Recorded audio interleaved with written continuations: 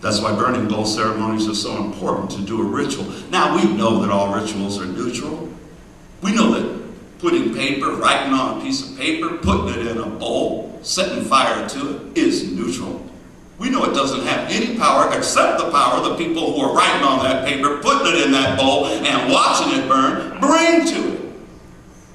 A ritual is as powerful as you make it.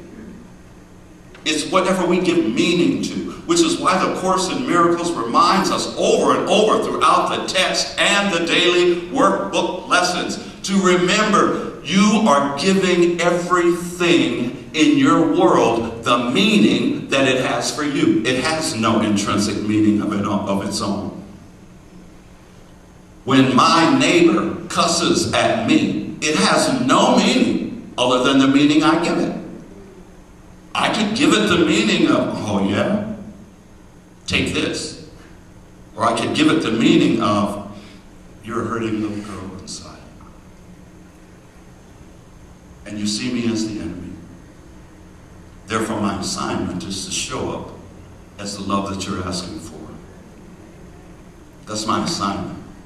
If I'm here to represent Carlos W. Anderson, if I'm here to represent Carlos Wayne Anderson, then it's okay for me to carry my old stuff from last year into my new year. It's okay for me to keep dragging year after year after year after year the story of my pain, the story of my disappointments, the story of everything that's gone wrong, the story of how hard life is and how rough it is, and I don't know if I'll ever make it. If I represent me, that's okay. I was not born, nor were you, to represent yourself. I was born and you were born to represent what is called the life of Christ, the light of God. To remember that you are the embodiment of life and you are Christ incarnate. We've made of Jesus the great exception when he desires to be the great example, desiring that each of his brothers and each of his sisters would take on ownership of the Christ mind and the Christ heart, and to know that it is so blessed to give, and to know that the windows of heaven are opening up and pouring us out a blessing that there's not even room enough for us to receive. To know that when we give, it is multiplied, pressed down, shaken together, and returned back to us so that our cup runs over. This is the season of giving. We must first give to ourselves an understanding of who we are and whose we are, and what our mission is, and what is our reason for having been born. And if we give that gift to ourselves, then we are able to give gifts to our brothers and sisters from the overflow. Parumpa-pum-pum. When you give your talent, and I know we have witnesses, people who give their talent to this ministry. We have witnesses here of people who gave everything in their little basket. They gave all the fish and all the loaves. They say that the Spirit looks, and once it looked, and it saw a rich man who gave much money when he entered into the temple.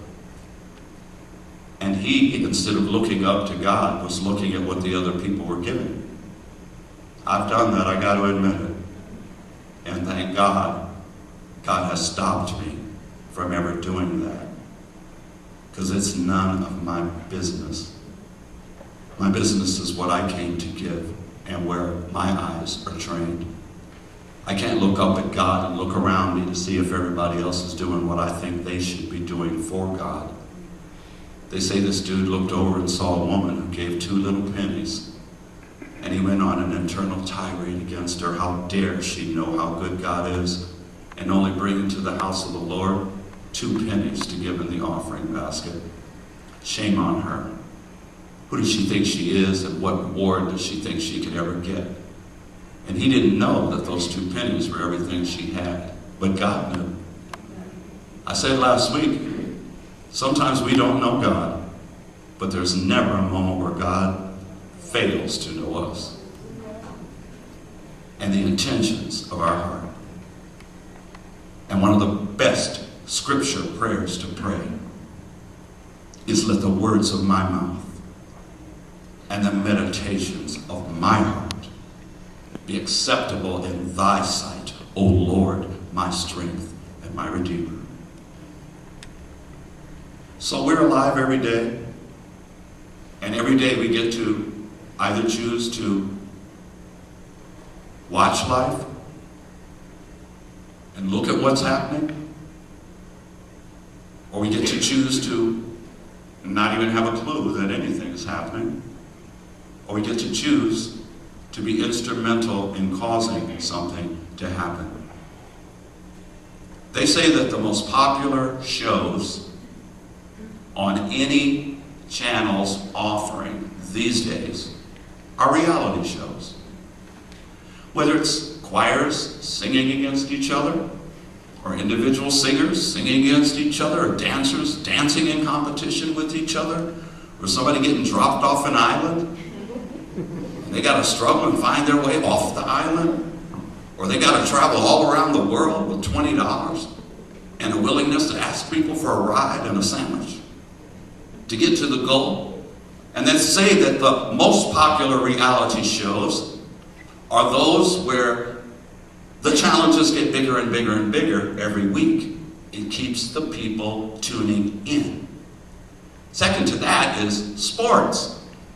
We get to watch our favorite team. We get to watch our favorite boxer. We get to watch our team do this. And it's amazing how sometimes me and Timothy, or you and whoever you're sitting with, we don't want our sports stars to give us no excuses. The boxer I'm rooting for, I don't care how it seems like he's getting whipped the first 5 rounds. I don't care if he got knocked down 5 times. Every time he got knocked down, I'm on my living room couch going, "Get up! Get up! Come on, dude, get off the road! Come on, get in!" I don't care if Tom Bradley got hurt. Tom Bradley. Great! This is being Tim's joke. For me, he'll always be Tom Bradley. Okay, so I'll say it correctly for you. I don't care if they sack Tom Brady. I don't care if he's got something wrong with his shin bone. I want him to get out there. Man, play! Come on now! Get on the good foot! Come on! Watching them reality shows. Come on, girl! You can make scrambled eggs with no eggs. Come on! Put some spices in there. Come on, dude, run! Run! They say that reality shows and sports shows are so popular because we get to not do anything.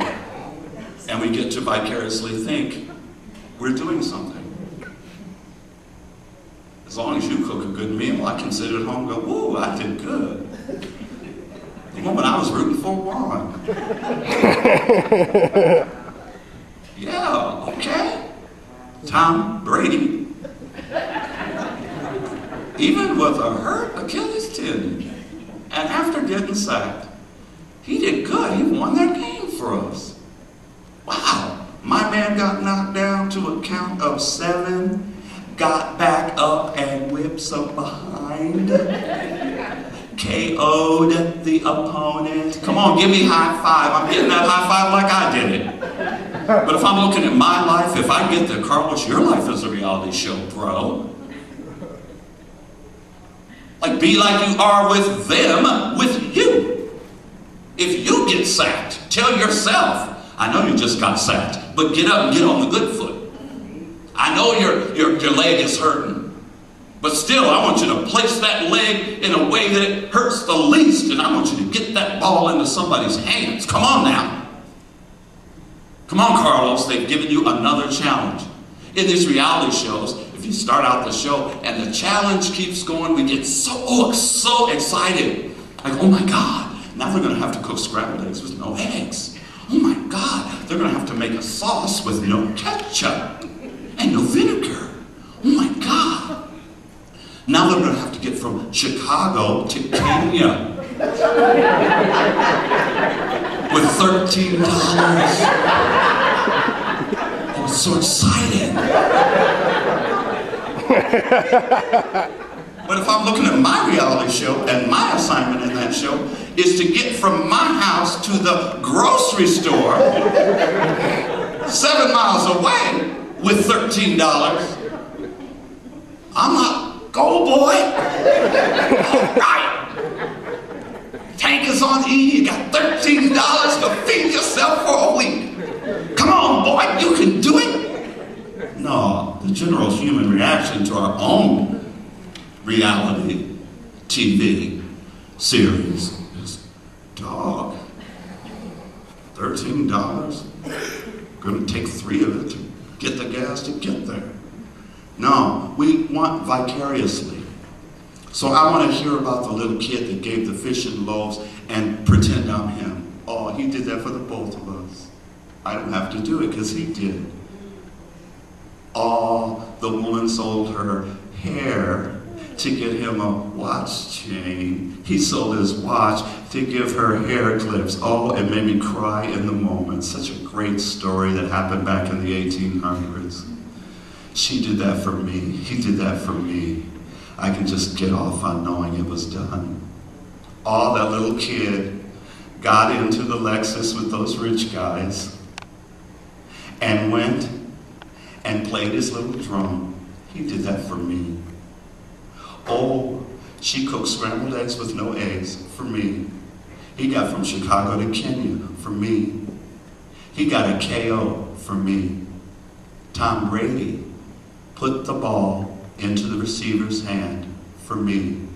All this wonderful thing and wonderful things have happened so that I don't have to do anything, so that I can be among the majority number who sits and watches what's happening. I don't have to be the person who creates something happening, because it's more fun to just watch other people receive their challenges and move through them and be encouraged by them and to grow by them.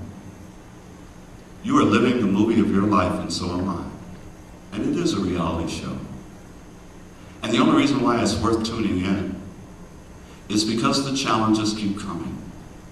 It's not because something is going wrong.